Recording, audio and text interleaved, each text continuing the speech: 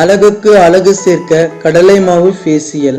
அழகை பேணி காப்பதில் முக்கிய பங்கு வகிப்பது கடலை மாவு.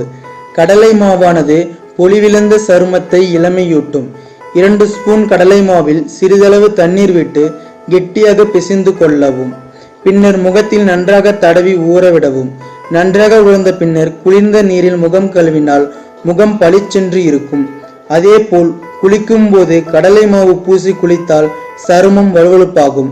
சுருக்கமின்றி இளமையிலே காட்சி அளிக்கலாம். எனவே மேலும் விவரங்களை தெரிந்து கொள்ள சப்ஸ்கிரைப் செய்க. நன்றி.